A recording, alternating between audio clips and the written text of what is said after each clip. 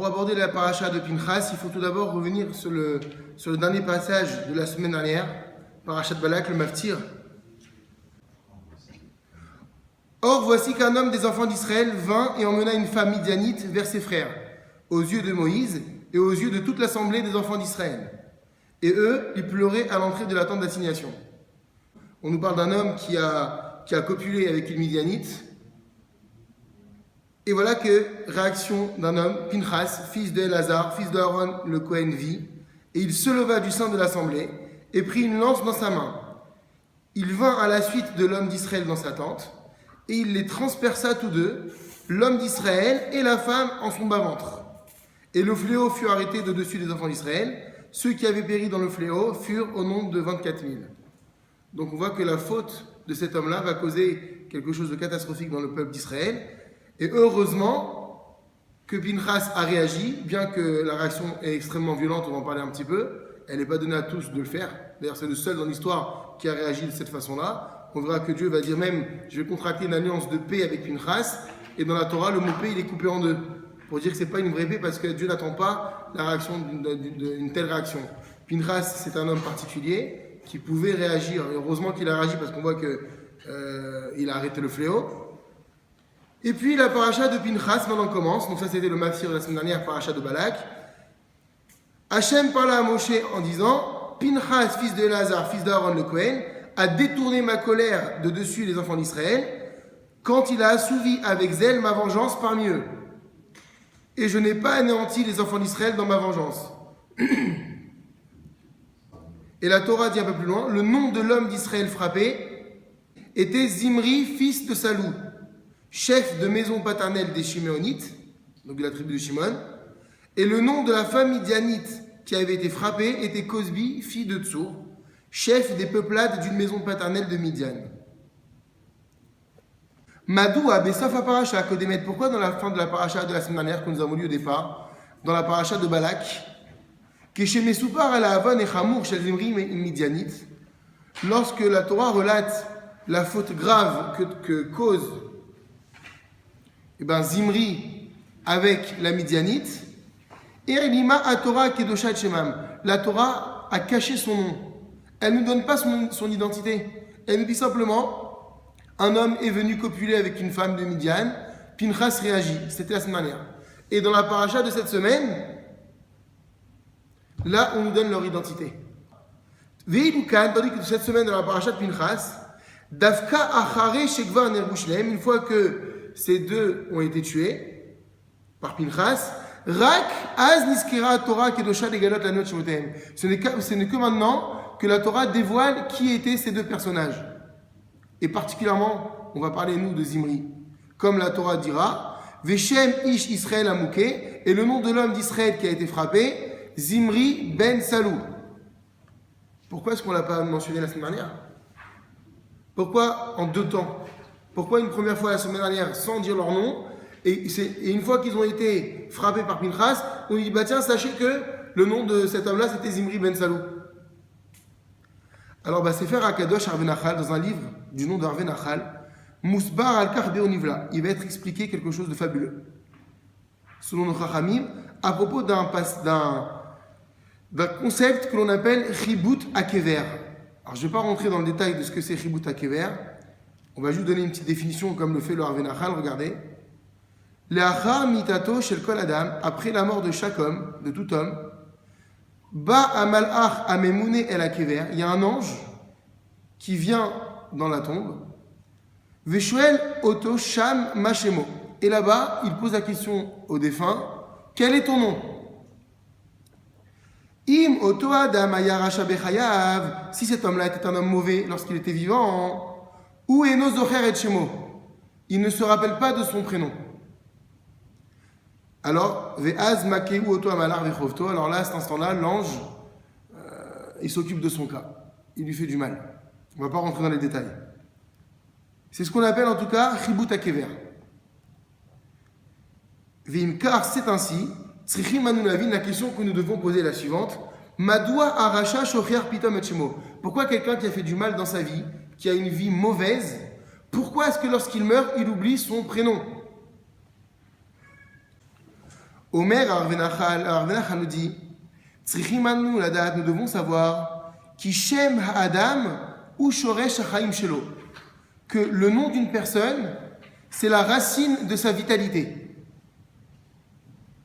Veotiyot Shemo Shel Ha'adam Emtinorot.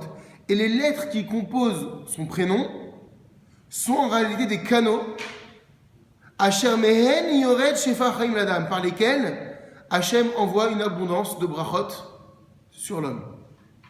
Ça va? Je recommence. En réalité, c'est pourquoi on va voir qu'il est tellement important de donner un nom biblique à un bébé lorsqu'il naît, qu'il soit garçon ou fille, parce qu'on va voir que, c'est ce qu'on est en train de dire, le prénom d'une personne, c'est sa vitalité, c'est sa force. Et les lettres du prénom sont les moyens de faire abonder sur cet homme-là la bracha. Ve'adam mekabel chayuto meotziot shemo. Et un homme reçoit sa vitalité à partir des lettres qui composent son prénom. Donc d'où l'importance, comme on l'a dit, de réfléchir avec sérieux sur le prénom à donner à son enfant lorsqu'il naît. En tout cas avec sérieux. Lui donner un nom kadosh, un nom de Torah. Umosi ve'omer Arvenachal, et le Arvenachal rajoute Kishe Adam olech bederech haTorah ve'amitzvot, lorsqu'un homme dans sa vie marche dans une voie de Torah et de mitzvot, ou magdil et chayuto yoter veyoter, il grandit sa vitalité plus et plus. Donc plus tu es dans la Torah, et plus ta vitalité se renforce et se développe. Velachen, c'est pourquoi otan tzinorot shel shemo moridim la adam yoter shefa chaim. Et c'est pourquoi, comme on l'a dit, les lettres qui composent son prénom sont des canaux qui font amener la bracha du ciel vers l'homme. Et bien la Torah dit, plus tu rentres dans la Torah, et plus ta vie, elle se dessine autour de ce que Dieu attend de toi, et plus ces lettres grossissent, ces canaux se développent, et donc la bracha de vitalité, elle grandit davantage. C'est ça, Magdil. Ou mosifin koach, bechol asoevoto, et non seulement ça, mais en plus, on rajoute de la force à tous ceux qui l'entourent, cet homme-là. Aval, mais im chaz vechalila, si chaz vechalom, que Dieu nous en préserve. Adam lo olech bederech haTorah, un homme ne marche pas dans les voies de la Torah. Virose leifer, mais non seulement ça, mais en plus, il agit de façon contraire à ce que la Torah demande. Az kechol shunasa rocha yoter, et bien du fait qu'il devient un homme mauvais. Alors, mauvais, il y en a plein qui vont dire oui, mais c'est pas parce que je suis pas la Torah que je suis pas quelqu'un de bien. Quelqu'un, par définition, qui va contre ce que Dieu dit, il peut avoir les plus grandes valeurs du monde, ce n'est pas quelqu'un de bien, d'après la Torah. Il va contre, il désobéit à Hachem, il le méprise, donc il porte le titre de rachat. Il peut faire du bien autour de lui, il peut être sympathique, il peut être gentil, tout ce qu'on veut, mais le terme de rachat est donné à quelqu'un qui agit mal envers Hachem. Et ça se comprend. Ulbasov, et finalement cet homme-là, mais Abed et Shefa Achaim Shel Tzinorot Shemo, il finit par perdre l'abondance qui lui est prévue du ciel pour lui. Et donc, qu'est-ce qui se passe? C'est que même s'il a un nom juif, un prénom qui lui a été donné par ses parents de Torah, mais du fait qu'il n'alimente pas son prénom par la Torah et ses mitzvot, et ben son prénom commence à se réduire, les canaux d'abondance commencent à retrécir, Ulvasov, et doucement, finalement, Me'abed ou Gam et Aotziot Atzman, il finit par désintégrer son prénom, ou plutôt il finit par désintégrer les lettres de son prénom, qui sont, elles, les intermédiaires de brachot du ciel. Ou Besofo Shalavar, et finalement, qu'est-ce qui se passe? Qu'il le veuille ou non, Oumet, il meurt, il va mourir. Venevad Minaolam, Kevan, pourquoi? Chez Nifseku Nechretu Tzinorot Shemo, parce que c'est lui qui a coupé, obstrué les canaux de brachot, qui étaient les lettres de son prénom. Hachamem Yaradlo Shefa Chaim, d'où émanait l'abondance et la bracha de sa vitalité. Et c'est pourquoi cette personne-là, lorsqu'elle meurt, Eno Zocher et Shemo, elle ne se souvient plus, cette personne, de son prénom. Parce qu'il a complètement dématérialisé, dévitalisé. Il a complètement désintégré son prénom par la vie qu'il a eue dans ce monde. Donc, Ibed ou et Shemo, il a perdu les lettres de son prénom, Et c'est pourquoi son malach, cet ange qui l'attend dès que cette personne quitte ce monde, réagit pas comme il faut avec lui. Il fait passer un petit quart d'heure très désagréable. En tout cas, un moment que l'on ne conseille à personne. Mais on a dit ici, tout homme est obligé de passer par cet ange. Maintenant, ça va dépendre. La relation de l'ange va dépendre de la vie de Torah ou de mitzvot que cet homme a eu dans cette terre. Si tu te souviens de ton prénom, c'est bon, en fait c'est ton passe, nickel. Par contre, si tu ne te souviens pas, c'est là que les problèmes commencent. Maintenant, qu'est-ce qui fait dépendre ce souvenir de prénom ou pas? On a dit, si tu as vitalisé ton prénom par ta Torah et tes mitzvot, magnifique. Si tu l'as désintégré, c'est normal que tu ne t'en rappelles pas. Il y a une ségoula d'ailleurs, c'est la ségoula de la Amida. Rappelez-vous, à la fin de la Amida, il y a marqué, avant de faire Osé Shalom, il est bon de réciter à la fin de la Amida, donc ça veut dire qu'il faut faire cette fila tous les jours, donc ça veut dire que tu es déjà dans le chemin, n'est-ce pas? Donc il est bon à la fin de la Amida de réciter un verset qui commence par la première lettre de son prénom et qui termine par la dernière lettre de son prénom. Par exemple, le mien, pour vous donner un exemple, mon prénom c'est Dov, le verset c'est Dirshu Hashem Beimatzo Kerahu Biotokarov. Ça commence Dirshu par un dalet, ça finit par le mot Karov Vet, et on dit que c'est un bon secret à connaître pour que le plus tard possible après 120 ans, lorsque l'ange demandera comment tu t'appelles, le verset il ne quitte pas la Neshama. Donc quoi qu'il arrive, tu te souviendras du verset. Et par rapport au verset, si tu as oublié ton prénom, tu le dis, et voilà. Donc ça veut dire qu'on doit être déjà impliqué dans une certaine dynamique de Torah. Parce qu'il faut venir à la tefila, il faut faire cette fila, il faut le dire, donc il y a une recherche à faire, donc ça veut dire que tu es déjà dedans. Veine Yadoua, maintenant il faut savoir. Chez Bisman, Bet Amidash Ayakayam, à l'époque où le temple existait, il y avait ce qu'on appelle le Sanhedrin, le grand tribunal, qui lui avait la capacité d'infliger les peines capitales. Vous savez que selon certaines gravités, dans certaines conditions, lorsqu'on a transgressé un ordre divin, en pleine conscience, quand on dit en pleine conscience, c'est-à-dire qu'on connaissait la gravité de la chose, on sait où dans la Torah c'est écrit, qu'on a été averti par 2 témoins, qui nous ont dit attention, ça c'est assourd, et qu'on l'a fait quand même. Alors, ça pouvait arriver, en tout cas, on devenait passif de la peine de mort. Il y a 4 peines de mort dans la Torah. Et bon, la Torah nous dit, la Gemara, que c'est très rare, que c'était très rare qu'un Beddin ne trouvait pas de circonstances atteignantes pour disculper de cette peine de mort. Donc il y avait toujours une possibilité, on essayait en tout cas, c'est ce que disait Rabbi Akiva. Rabbi Akiva disait que dans la Mishnah, qu'un tribunal rabbinique qui exécute une personne à mort une fois tous les 70 ans, s'appelle un Beddin Mechabel, un Beddin terroriste, destructeur, une fois tous les 70 ans. Ça veut dire que les Chachamim, en tout cas, on va essayer de trouver des circonstances atténuantes pour éviter la mort. Mais cette mort, qu'est-ce qu'elle était? Est-ce que c'était une peine punitive ou pas? On a l'impression que la peine de mort, c'est une peine capitale punitive. On va voir que pas du tout. Regardez. À l'époque du Temple, il y avait le Sanhedrin qui avait la possibilité de punir quelqu'un par une des 4 peines de mort. Ve'ali Dekar, et grâce à cette mort, chez Oto Chote Met, Kaddat Vechadin, et bien Zocheou les Kapara la Vonotav. Cet homme trouvait l'expiation à sa faute. Parce qu'il y a des fois des transgressions qui sont tellement graves que peut-être la Teshuvah ne peut pas suffire, ou la vie entière pour faire Teshuvah n'est pas assez longue, et malheureusement, ou heureusement, ça dépend de quel côté on se place, et ben la peine capitale infligée par le tribunal et l'expiation de cette Neshama. Donc c'est pas punitif, c'est correctif. Maintenant, avec nos yeux d'être humain, ça fait froid dans le dos. Bon, c'est la seule solution pour pouvoir te permettre d'accéder à la vie éternelle après cette vie-là. Donc, c'est une des raisons des peines capitales de la Torah.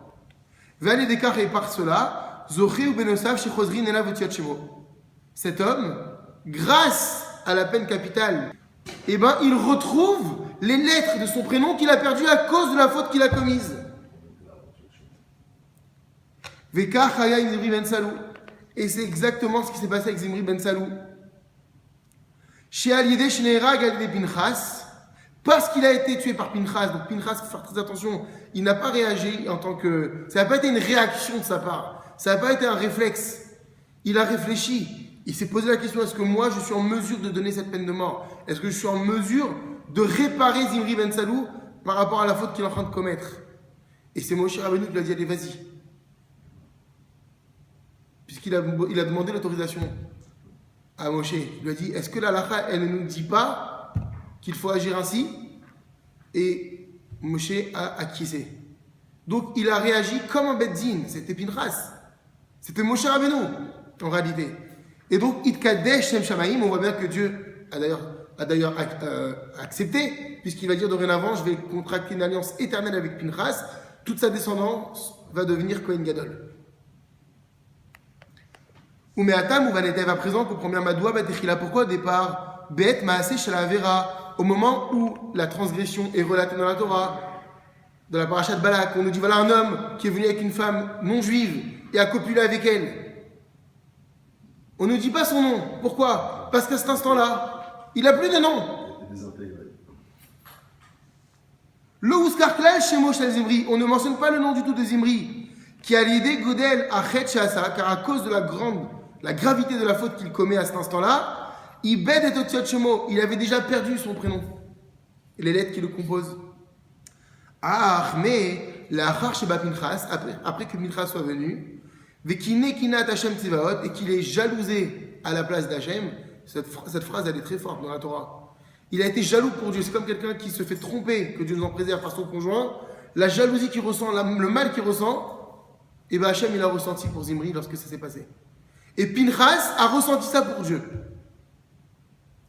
Alors il s'est levé vers Hamad, vers Arag et Zimri, Kadad et Khadid. Il a tué Zimri, ou plutôt mis à mort Zimri, selon la loi. Alors à cet instant-là, Chazrou Otiyot sont revenus les lettres du nom de Zimri, et c'est pourquoi que dans la paracha de Pinchas, après les faits, on nous rapporte cette scène, on dit cet homme-là s'appelait Zimri. Parce qu'avant cela, on ne pouvait pas dire son prénom, il avait complètement perdu. Donc grâce à Pinchas, ça veut dire qu'on voit que grâce à Pinchas, Zimri retrouve son prénom, son tikkun, il lui permet donc d'accéder dans un monde là-haut auquel il n'aurait pas pu accéder à cause de la faute. En agissant ainsi, Pinchas sauve Zimri. Donc qu'est-ce qu'on doit voir finalement de tout ça? Nos parents nous ont donné un prénom et ce prénom, il faut le garder. Le garder, ça veut dire l'alimenter, le faire évoluer, pour qu'il soit notre clé d'accès au Olam Haba le plus tard possible après 120 ans. Maintenant, pour les personnes qui n'ont pas de prénom, en hébreu, comment elles font? Eh bien, elles vont voir leur rabbin. Elle leur dit voilà, monsieur le rabbin, moi, mes parents ne m'ont jamais donné de prénom juif. On fait une nomination, on fait une séouda et on officialise le prénom de cet homme ou de cette femme qui n'en a pas. Parce que ce prénom, il est vital. Vital dans cette vie, parce qu'on voit qu'Hachem, il fait venir la bracha grâce aux lettres qui forment le prénom, mais en plus, vital de façon éternelle, parce qu'après 120 ans, ce prénom, il faut le connaître. Donc non seulement il faut l'avoir, mais il faut être capable de le garder, de le préserver. Parce qu'on a vu qu'il s'oublie avec la mort. À moins que dans ta vie, tu as été dans la Torah, et cette Torah, elle alimente ton prénom, qui fait que tu ne peux jamais t'en séparer si tu vis une vie de Torah et de mitzvot. Baruch Adonai Leolam, Amen et Amen.